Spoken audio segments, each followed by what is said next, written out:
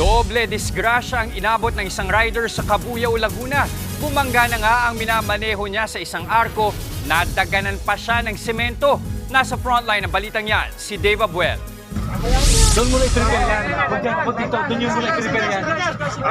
Kasi Dahang-dahang inilabas ng mga rescuer ang naipit na lalaking ito sa loob ng minamaneho niyang 16-wheeler truck sa Barangay Marinig, Cabuyao, Laguna matapos bumangga sa arko ng barangay bandang alas 9 kagabi. Sa lakas ng pagbangga, natumba ang konkretong arko at bumagsak sa mismong truck kaya naipit ang driver.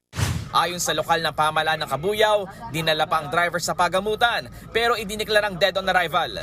Though we try to revive, we still administered CPR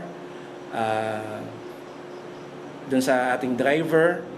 However, he was declared DOA na sa ating ospital ng Cabuyao. Heavy trauma na rin yung nangyari sa kanya.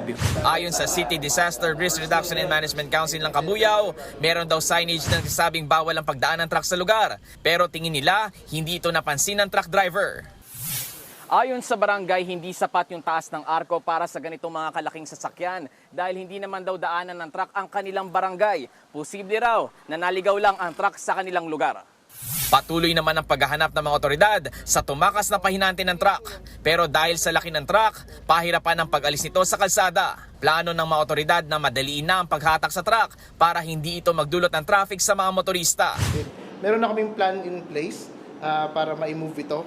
Meron kaming facility. Pinayuhan naman muna ng LGU ang mga motorista na dumaan sa mga alternatibong ruta habang inaalis ang truck. Nagbabalita mula sa frontline, Dave Abuel, News 5. Mga kapatid, Jess De Los Santos po, huwag magpauli sa mga umaaksyong balita at napapanahong issue sa bansa. Para sa mas malawak na balitaan, mag-subscribe at mag-follow sa social media pages ng News 5.